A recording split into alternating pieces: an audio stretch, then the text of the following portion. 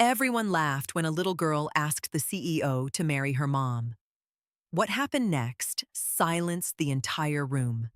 Before we begin, tell us where you're watching from today. Every comment reminds us that these stories reach real people, in real places, living real lives. Thank you for spending the next hour with us. The laughter started before anyone realized what they were laughing at. It happened inside the ballroom of the Hale Group's spring gala. 300 guests in formal wear, champagne glasses catching the light from a dozen chandeliers, and a 6-year-old girl in a second-hand dress standing in the middle of it all, looking up at a man twice her height, like she'd asked him what time it was. "Are you gonna marry my mommy?" The room laughed. Not cruelly. The easy, indulgent laugh adults give a child who doesn't yet understand the weight of the question she's asked in public, in front of investors, in front of a chairman of the board who had been looking for exactly this kind of excuse for months. But the man didn't laugh. He knelt down instead, right there on the marble floor in a $5,000 suit, until he was eye level with her, and the room slowly began to understand that something else was happening. Something that wasn't going to end in a joke. To understand why Marcus Hale knelt down in front of 300 people and answered a 6-year-old's question like it was the most important business decision of his life, you have to go back 4 months to a Tuesday morning that started like every other Tuesday morning of his adult life and ended with him standing in a flower shop that smelled like rain and cut stems, watching a woman count coins from a register that didn't have enough in it. Marcus Hale had built his life around control. He ran the Hale Group, a real estate and development firm his grandfather had founded 60 years earlier, restoring old buildings across the city instead of tearing them down, back when nobody thought that kind of thing made money. Marcus had grown the company into something larger, sharper, more profitable, and in doing so, he had also grown into a man who scheduled his own grief, budgeted his own rest, and treated every relationship in his life the way he treated a difficult contract. Manage the risk, minimize the exposure, close it out clean. It hadn't always made him happy. It had made him successful, which he had long ago decided was close enough. His father, Richard Hale, still sat as chairman of the board, a man who had never once in Marcus's memory said he was proud of him without immediately following it with a note about what could have gone better. Richard believed that sentiment was a liability you couldn't put on a balance sheet, and he had raised his son according to that belief with the same precision he applied to everything else. Marcus's ex-wife, Diane, had left 3 years earlier, not because he had done anything cruel, but because he had done nothing at all. "You're the most reliable man I've ever met," she told him the night she packed her last box. "And I have never once felt like you were actually here." He kept her photograph in a drawer he never opened, not out of longing, but as a kind of discipline. A reminder of the one repair job he'd never been able to finish. That Tuesday morning, he was walking to a property inspection 2 blocks from his office when he passed a narrow storefront on Larkspur Street. One of 6 buildings on that block, the Hale Group had quietly been acquiring for 18 months as part of a redevelopment plan his father had been pushing since before Marcus took over as CEO. The plan called for demolition, new construction, a modern retail corridor that would triple the block's value inside 5 years. He wasn't thinking about any of that when he heard a child's voice through an open door. "Mama, this one's broken again." He glanced in without meaning to. A flower shop, narrow and a little worn at the edges, buckets of tulips and ranunculus lined along one wall, the register on the counter clearly older than the girl standing beside it, pressing buttons on it like she was trying to convince it to cooperate. Behind the counter, a woman in a green apron was kneeling with a screwdriver, trying to coax the register drawer back into its track. She had dark hair pulled back in a loose knot, Flour or pollen dusted faintly across one forearm, and the kind of tired, focused expression of someone who had fixed this exact problem more than once before and was running out of patience for doing it again. "It's not broken, baby. It's just stubborn," she said, without looking up. "Like your Uncle Theo." The girl giggled. Marcus, without entirely deciding to, stepped inside. "Do you need a hand with that?" The woman looked up, startled, and for a moment something in her face did the thing faces do when they clock a stranger's expensive suit against a shop that clearly wasn't doing well. A flicker of wariness quickly folded away beneath politeness. "I've got it. Thank you." "The drawer's probably off its rail," Marcus said. "I used to work in my grandfather's hardware store summers. Before any of this." He gestured vaguely at himself, at the suit, at the life the suit implied. "May I look?" She hesitated, then stepped back, more out of curiosity than trust. Marcus set down his coffee, rolled up his sleeves without thinking twice about it, and knelt in front of the register the same way he'd once knelt in front of 100 broken things, as a teenager who hadn't yet learned that his worth would eventually get measured in quarterly earnings instead of fixed machines. 2 minutes later, the drawer slid smoothly open and shut.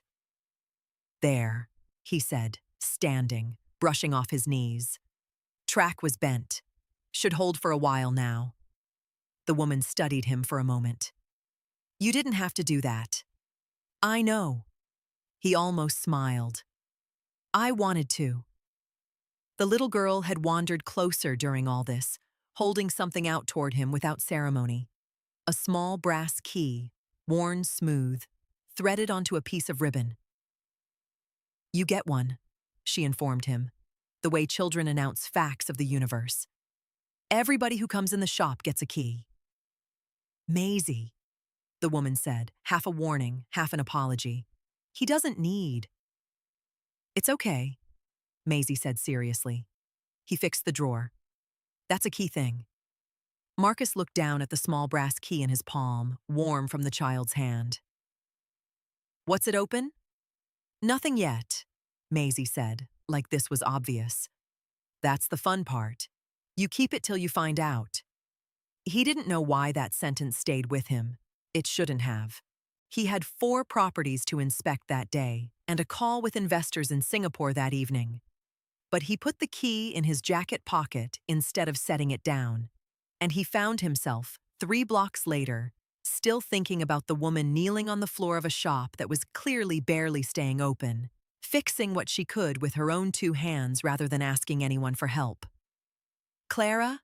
she'd told him as he was leaving, not quite meeting his eyes. "Clara Bennett.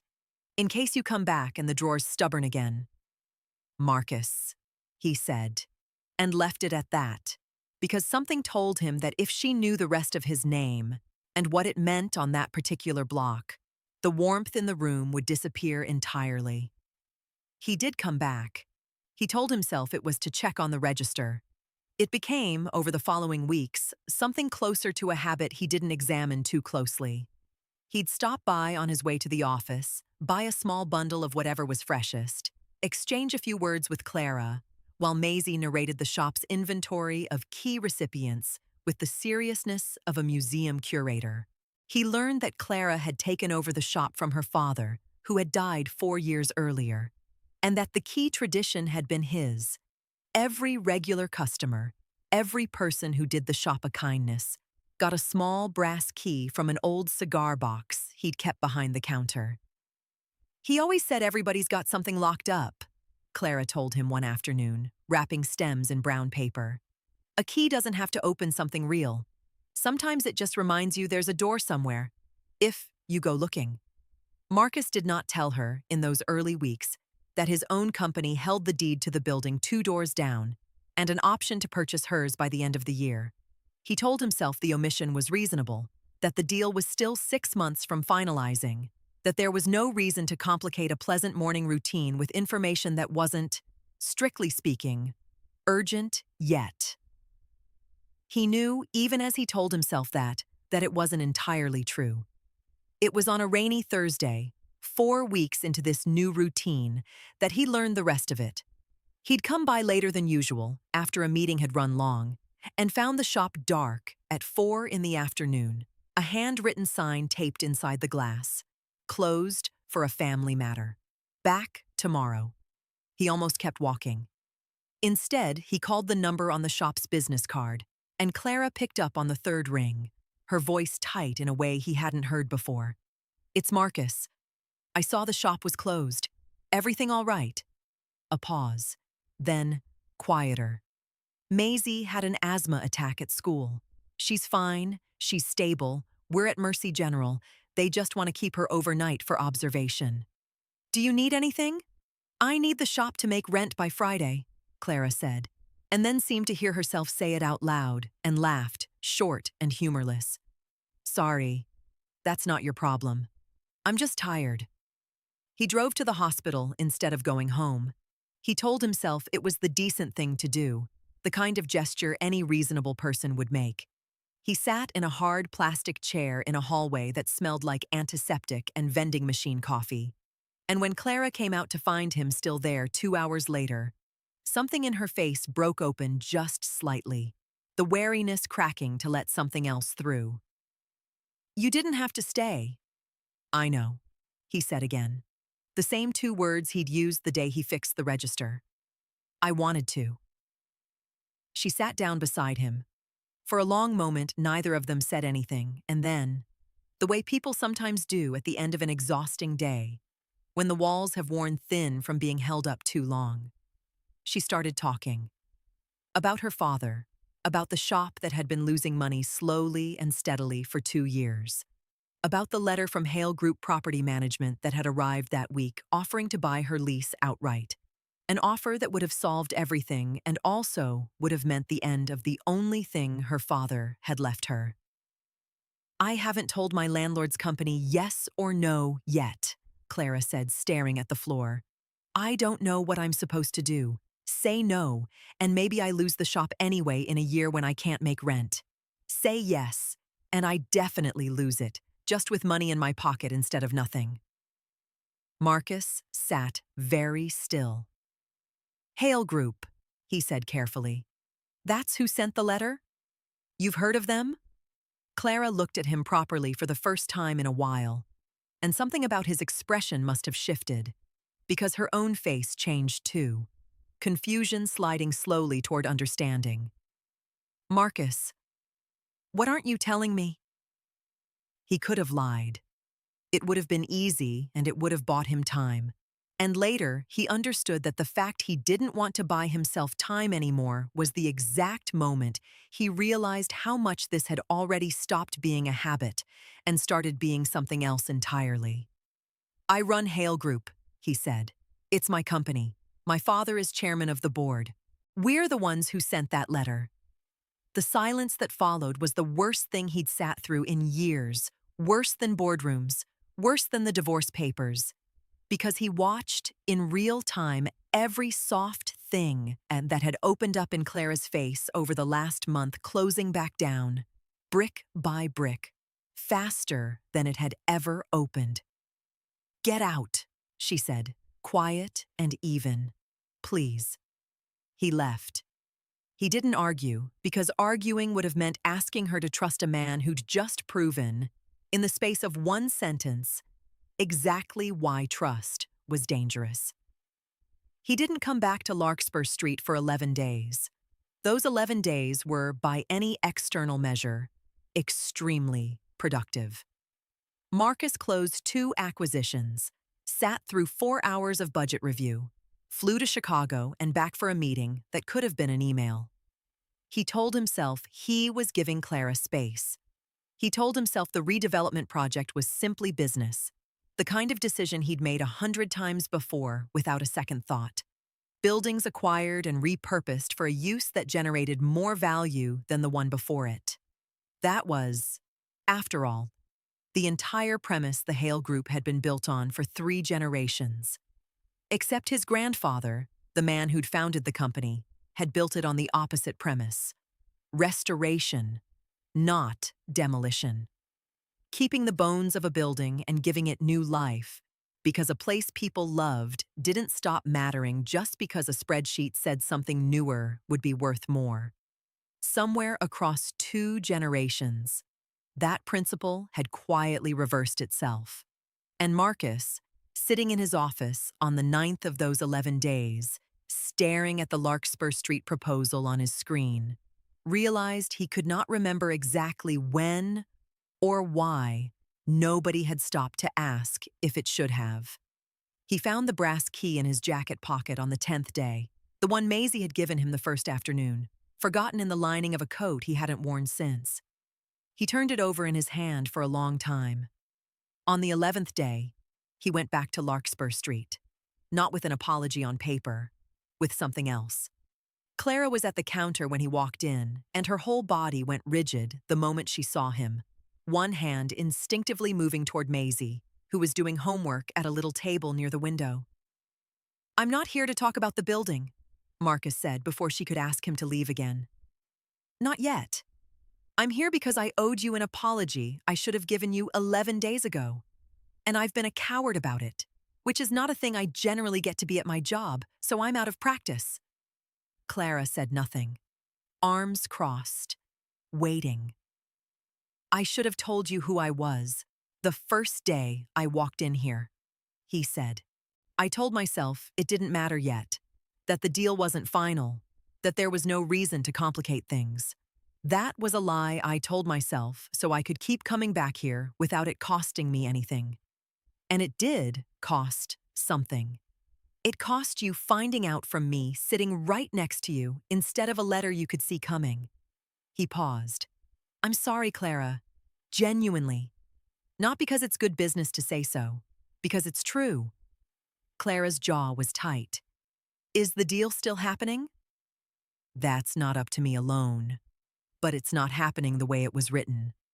He set a folder on the counter, thin, unceremonious.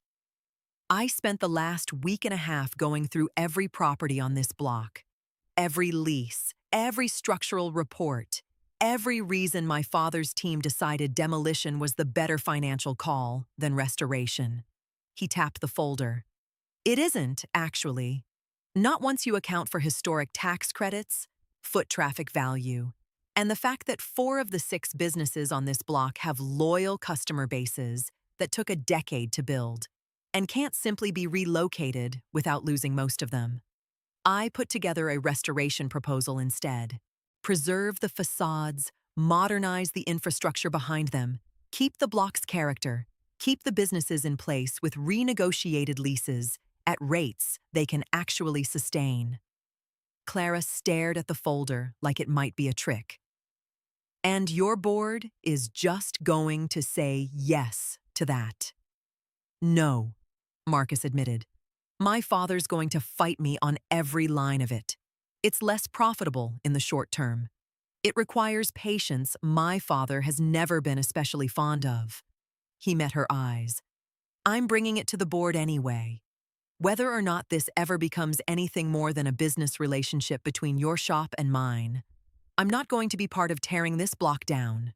I should never have let it get that far without asking harder questions." Clara looked at the folder for a long moment, then at him. "Why does this feel like it's about more than the block?"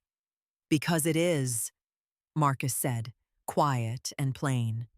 The way he said things when he'd stopped calculating how they'd land and simply let them be true. "I don't know exactly what this is yet, Clara. I know I haven't looked forward to a single morning the way I look forward to walking in here in longer than I can remember. I know your daughter handed me a key a month ago and told me I'd figure out what it opens eventually. And I think about that more than a grown man probably should. I'm not asking you to trust me today. I'm asking you to let me earn it. Slowly. The way everything worth keeping gets earned." Clara didn't answer right away. From the little table by the window, Maisie's voice piped up without looking up from her homework. "You should let him stay for the flower delivery. He's actually pretty good at carrying buckets." A small, unwilling laugh broke loose from Clara, despite herself, and something in the room finally, carefully, began to thaw. "The flower delivery's at 4, she said. Don't be late. He wasn't. Over the following 2 months, the folder Marcus had put together became a real proposal. Presented formally to the Hale Group board on a Thursday morning in a room with too much air conditioning and too many people who had already made up their minds. Richard Hale sat at the head of the table, arms crossed, listening to his son argue for a plan that would generate, by his own numbers, 20% less return over 5 years than demolition would. "You're telling this board to leave money on the table," Richard said afterward, in the private meeting that followed the public one. The two of them alone in his father's office with its wall of framed acquisitions going back 3 generations. For sentiment. "I'm telling this board that the numbers on Larkspur Street don't account for what happens to 6 family businesses and everyone who depends on them," Marcus said. "Grandfather built this company restoring places like that, not erasing them. I'd like to remember that we used to know the difference. Your grandfather also nearly lost the company twice doing it that way. And it's still standing 60 years later because people trusted what we built enough to keep coming back," Marcus said. "That's worth something the spreadsheet doesn't have a line for." Richard studied his son for a long moment, something unreadable moving behind his eyes. "This is about the florist." "It started because of her," Marcus said honestly. "It isn't only about her anymore." "Your mother left me a florist's letter once," Richard said, and the sentence landed strangely, unexpected. The office suddenly quieter than it had been a moment before. Marcus went still. His father rarely spoke about his mother at all. She died when Marcus was 9, and Richard had handled the grief the way he handled everything, by working harder and saying less. "Before we married, she ran a little shop. Nothing like this scale, obviously. I nearly didn't marry her because my own father thought it beneath the family name. I've spent 30 years being fairly certain that was the one time in my life I got something exactly right, and 40 years since making sure nobody ever accused me of sentiment again." He exhaled, something in his shoulders loosening fractionally, an old weight shifting for the first time in a long while. "Bring the proposal back to the full board. I'll support it." Marcus blinked. "Just like that?" "Not just like that," Richard said, standing, the conversation visibly closing. 40 years too late, if you want the truth of it. Don't waste as much time as I did, Marcus." The board approved the restoration plan 3 weeks later, 7 votes to 2. Larkspur Street would keep its 6 businesses, its worn brick facades, its particular unhurried character, at rents every shop owner could actually survive on. Clara signed her new lease on a Tuesday afternoon with Maisie perched on the counter beside her. And when she looked up at Marcus afterward, something had settled fully into place in her expression that had been guarded, however gently, every day he'd known her. "You did this," she said. "I made a business case," Marcus said. "One that happened to be true. That's different from doing it for you." Marcus. "I know," he said. And this time he let himself smile, unguarded, the way he hadn't in longer than he could accurately measure. "I did it for you too. Both things can be true." Which brings us back to the ballroom, 4 months after a bent register drawer and a small brass key on a ribbon. At the Hale Group's Spring Gala, the one event of the year where 3 generations of the company's history stood shoulder to shoulder with its future, in a room full of investors and board members, and, for the first time, one very small girl in a second-hand dress who had informed her mother firmly that morning she was absolutely coming, because Marcus had promised her cake. Clara had resisted the invitation for a week, uncomfortable with the scale of it, the formality, the sense of stepping fully into a world she'd spent her whole life outside of. She came anyway, in a green dress that matched her apron on ordinary days, because Maisie had asked, and because some quiet, unguarded part of her had wanted to see it too. Richard Hale found them near the dessert table within the first 20 minutes, and to Marcus's genuine surprise, spent nearly 10 minutes crouched slightly, talking with Maisie about the flower shop with an attentiveness Marcus had rarely seen him extend to anyone, let alone a 6-year-old. "Your grandfather kept a shop like this too," Marcus overheard his father say quietly, and understood, watching it, that some old door in his father had finally, carefully, been given permission to open. It was during a lull in the evening, glasses being refilled, the orchestra between songs, that Maisie slipped away from Clara's side and found her way to where Marcus stood near the center of the room. She tugged his sleeve, the same small gesture she'd used the first afternoon in the shop, and he crouched automatically now, the habit worn smooth from months of practice. "Can I ask you something?" "Always." She looked at him with the total, unguarded seriousness only children manage, no sense yet of rooms, of audiences, of consequence. "Are you gonna marry my mommy?" The room laughed. Easy, indulgent, assuming the moment would pass in half a second and everyone could return to their champagne. Somewhere behind them, Clara went very still, one hand rising toward her mouth, caught between mortification and something else she hadn't let herself name yet. Marcus did not laugh. He stayed crouched at Maisie's height, and something in his stillness made the laughter falter, uncertain now whether it had misread the room. He reached into his jacket pocket, the same pocket that had carried a small brass key for 4 months, through 11 days of silence and a boardroom fight, and every early morning stop on Larkspur Street since, and he held it up so Maisie could see it. "You told me I'd figure out what this opens, eventually," he said, quiet enough that the whole room leaned in to hear it. "Took me a while. Turns out it wasn't a door at all." He looked past her, at Clara, standing frozen by the dessert table with her hand still pressed to her mouth. "It was this. All of this. You, your mom. A shop that smells like rain and cut stems. And Tuesday mornings I used to plan around a coffee meeting and now plan around a flower delivery." He stood, slowly, and crossed the room and knelt again, this time in front of Clara instead, the key resting in his open palm. "I'm not going anywhere, Maisie. Not from the shop. Not from your mom. Not from whatever key gets handed to me next. That's not a promise I'm making because a room full of people is watching. It's one I made to myself a while back, on Larkspur Street, and I don't intend to break it." The silence in the room had gone complete now, the kind of silence that means people are listening with more than their ears. Maisie considered this with the gravity of someone much older. "So that's a yes." A ripple of soft laughter moved through the crowd, warmer this time, the kind that comes after people have been moved and simply need somewhere to put the feeling. "Something like that," Marcus said, and reached for Clara's hand, and for the first time all evening, his smile reached his eyes entirely. Clara laughed despite herself, the sound breaking loose from 6 months of carrying everything alone, both hands over her face now, and when she finally lowered them, she was still shaking her head, still smiling, still holding on. "You planned this," she said, "in front of 300 people."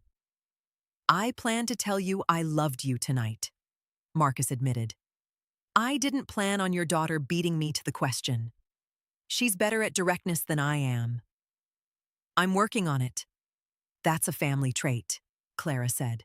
"You'll get used to it."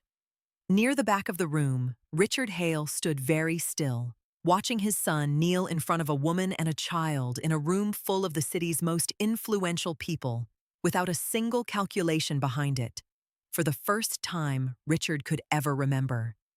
He thought of a florist's letter 40 years old, of a father who'd called love beneath the family name, of all the mornings he'd chosen the office over the house and told himself it counted as care.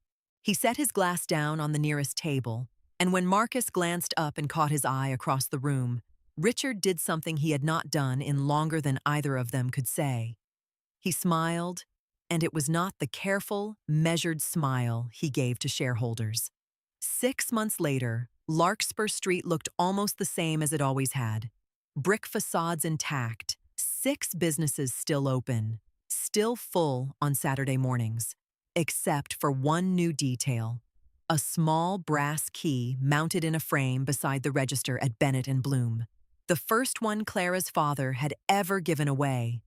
The one that had somehow found its way, after everything, into a shadow box with a card beneath it that read, in Maisie's careful 6-year-old handwriting, this one opened the most.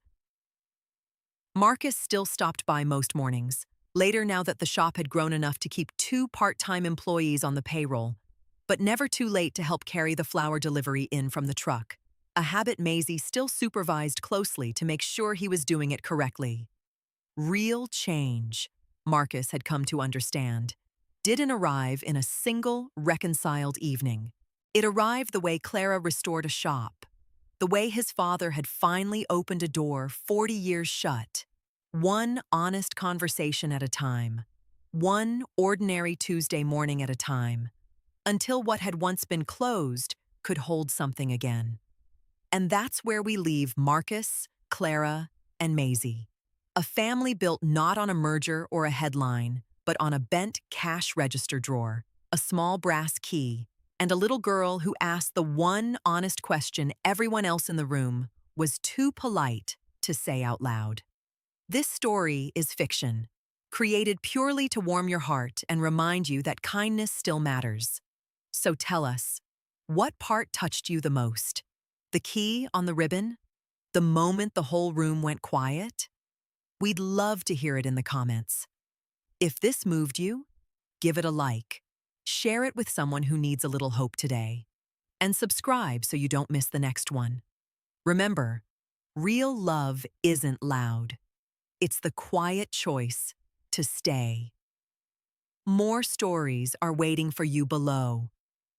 Thank you for spending this hour with us.